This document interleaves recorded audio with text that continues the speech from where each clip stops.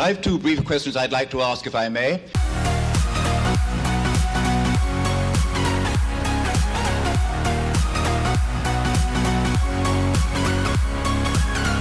Hi, welcome to Left Foot Media. My name is Brendan Malone and you're watching The Daily Question. Today's question of the day: how should we respond to terrorism? Now, the reason I'm asking that question is because last week in Australia there was another fatal Islamic fundamentalist terrorist attack in Bourke Street in Melbourne. Now, in response to that attack, the Prime Minister of Australia, Scott Morrison, published a statement on his social media feed at one point, and I don't want to read the whole thing because it's all sort of the usual stuff that you would expect from a leader. I just want to focus on the final sentence of his update where he says this: Australians will never be intimidated by these appalling attacks, and we will continue to go about our lives and enjoy the freedoms that the terrorists detest.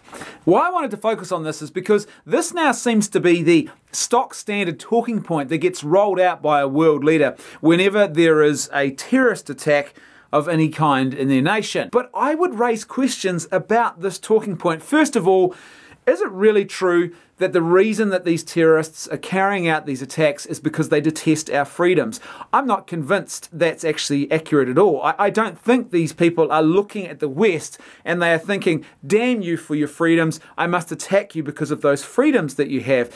Instead, they are looking at the West through the filter of religious ideology, and they are saying, well, my religious ideology tells me, this particular version of Islam that I adhere myself to, and this very Islamic fundamentalist approach to my religious beliefs, tells me that the world must be subjugated to Allah, and that it's my job to go and help subjugate the world to Allah, to make war on the infidels and to bring about this subjugation. And so it's through the filter of religion, and that's the thing that actually motivates these actions. And if it's not that, it's possibly a political motivation. So someone who has been radicalized because of something the West has done in their country, and they detest and they have hatred for something the West is doing in their country, and so they see this as a way of attacking the West for their actions, whatever they might be, in their particular nation or their homeland or their region of the world that they come from.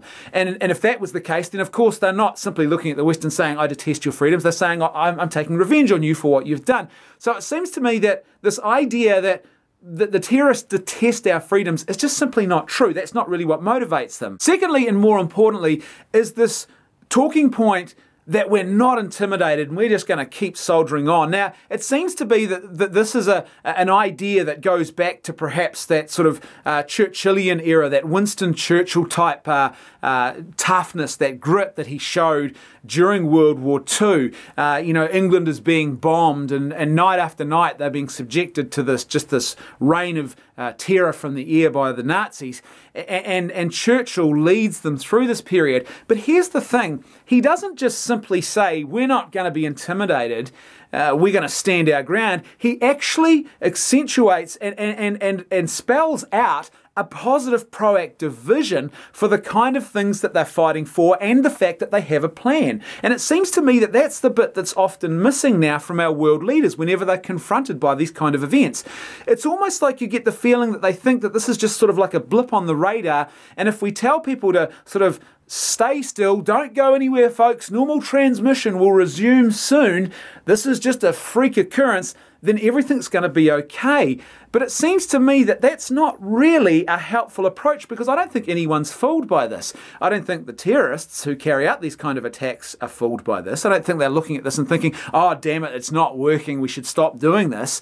They would know this is very, very effective. And I don't think the people on the ground are fooled by this either, because based on what I read on social media, the people on the ground there are actually fearful at moments like this. They are intimidated. And it seems to me that what they actually need from their leaders in those moments is an honest acceptance of the fact that this is a scary moment and a scary thing, but we will not be overcome by this fear, and the reason we will not be overcome by this fear is because this is what we're going to do. So you lay out a positive plan, a proactive vision, something that people could actually hang their hats on, because that's exactly what Winston Churchill does. He shows people there is leadership, there is awareness, and I would actually argue this sort of what you might call a power vacuum, this uncertainty vacuum, that you create just by saying, hey, look, we're not going to be intimidated, but then not telling people, what an authentic vision for your society looks like and how you're going to fight for that, and if need be, you will resist these kind of acts of violence, etc., etc., etc. That is probably a much greater recipe for disaster in the long run, because people will only take so much of this before they actually allow that fear to drive like the mob mentality type actions that people get into when they get really scared and fearful and they feel there's no leadership, there's no direction going on here. It seems to me that what really should have happened was Scott Morrison and any other world leader who finds themselves in this situation should be actually owning the fact that, yeah, this is a frightening time, but we mustn't allow that fear to overtake us and consume us, because we know that the project that we live under and that we fight for in the West is something worth fighting for. The project that we have structured our society around in the West is profoundly important for human flourishing.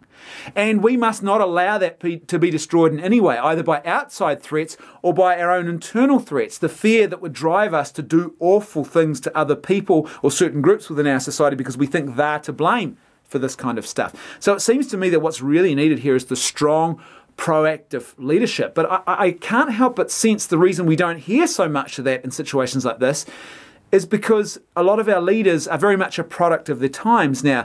They don't seem to have a clear proactive vision for what society should actually look like, or perhaps they don't even really grasp or understand the fullness of the heritage that we have inherited, that we rest on, this foundation that we rest on here in the West, and how important that is. So maybe that's why they don't accentuate it, or possibly it's the fact that politics now has just become one very large game of optics and self-interest. And, it's doing things that look good so that you can actually keep your, hands on the reins of power. And in that situation, you don't really think beyond your own political power and making sure that you keep a hold of it. You don't really think proactively about a big vision for society. You're very Machiavellian because it just serves your own interests. And I can't help but sense that perhaps these are some of the reasons why we don't hear these positive visions and these proactive statements that are very bold and clear and enunciating exactly what it is that we do stand for, rather than just saying, hey, folks, don't go anywhere. Things will get back to normal soon, trust me. As per usual, I'd love to hear what your thoughts are, so please let me know what you think in the comment section below. And if you like the content I'm creating and you'd like to see more of it, then please support me on PayPal or Patreon. There is a link for both in the video description below. That's right, I can hear my theme music too. I'll see you tomorrow on The Daily Question.